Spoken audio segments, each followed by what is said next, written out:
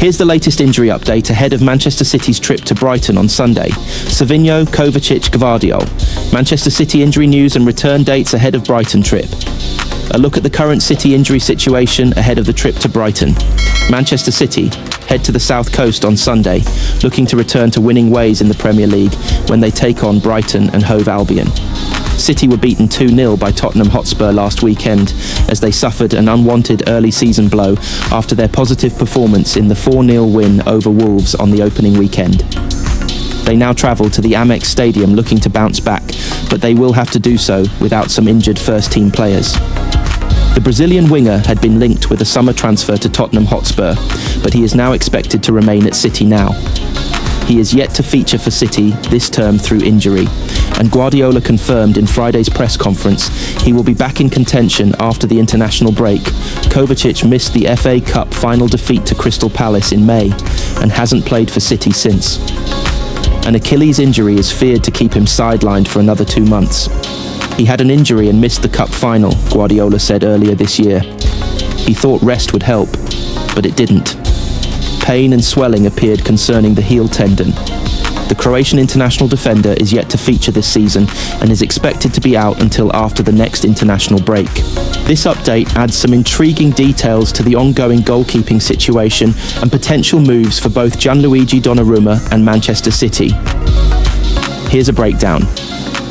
Gianluigi Donnarumma costing PSG millions as Manchester City's stance becomes clear.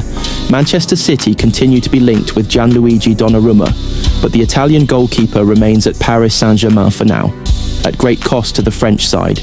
Paris Saint-Germain are faced with having to subsidise Gianluigi Donnarumma's staggering £500,000 a week wages as they look to find a buyer for their out-of-favour Italian keeper.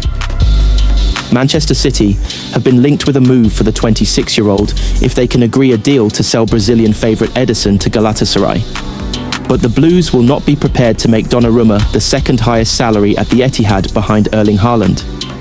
PSG have been touting the former AC Milan stopper to Premier League clubs all summer, and Chelsea are also now being touted as a possible destination. Manchester United decided the financial package was too expensive after being quoted a £50 million valuation. And although the European champions have since slashed their asking price by half, the players' personal terms are still deemed excessive. City have spent £30 million this summer, bringing England under-21 international James Trafford back to the club from Burnley. Trafford's error against Tottenham last weekend sparked suggestions that he may be loaned out for the season. But while Donnarumma would add experience to the City squad, the Italian does not have the passing range that Pep Guardiola demands from his keepers. City's final game before the international break comes away to a Brighton side who beat them at the Amex Stadium last November. A Manchester derby awaits after they return, with Manchester United coming to the Etihad on September 14th. Always we have the arms around their shoulders, the way we take care of them, City boss Pep Guardiola said when asked about Trafford's difficult moment. It is impossible to be better. What happened does not belong just to James. To James, what happened with the second goal against Spurs, he's a strong man and huge personality.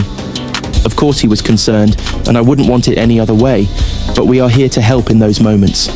City have now learned their fixture schedule for the 2025-26 Champions League.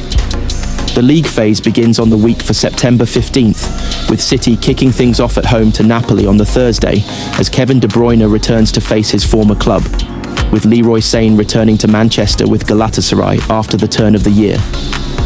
I am really pleased that they can come back here. And of course, we have to beat the two teams, Napoli and Galatasaray, Guardiola said, of the prospect of facing the duo. But it is nice to bring them back, and we can give a great welcome to them because they deserve it. If holders PSG don't offload Donnarumma, the keeper could yet feature against Premier League opponents in Europe. The French side will host Tottenham Hotspur on November 26th and Newcastle on January 28th. Thanks for sharing the detailed update. Here's a concise summary and analysis of Pep Guardiola's current stance on Manchester City's goalkeeping situation and the wider squad picture Pep Guardiola changes stance on Manchester City goalkeepers to add to transfer confusion. The goalkeeping position is up for grabs at Manchester City, and amid the uncertainty, there is no clear number. One at the Etihad. Pep Guardiola is yet to decide who will start in goal for Manchester City at Brighton, amid uncertainty over the future of Ederson and James Trafford's mistake against Tottenham last week. And he is going to delay a decision on his first choice for the season for another few weeks. The City manager will decide on Saturday who gets the nod in goal at the Amex Stadium, with Trafford aiming to keep his place after the 22-year-old started the first 2 Premier League games of the season. Ederson returned to the bench against Tottenham, which was a surprise call after Guardiola had labelled the Brazilian his number 1 a week earlier, but the Brazilian continues to be linked with a move away from the Etihad. Galatasaray want to sign Ederson, but any potential transfer is going down to the final days of the window. Guardiola's plans for Sunday's fixture on the south coast could change if the 2 clubs agree a deal, with the potential for a departure this weekend. The City boss admitted he now won't make a decision on his number 1 for the season until after the international break and a week that consists of Premier League games against Manchester United and Arsenal and the start of the Champions League. That is a change of stance from 2 weeks ago, when he insisted Ederson remained his first-choice goalkeeper. In this part of the season, before the international transfer window is closed, everything is possible. So it's simple as that, Guardiola said of his goalkeeping group. After that, we're going to play United and Champions League and Arsenal. After that, everything will be more clear and we take a decision. It depends on the performance, and it depends on many reasons.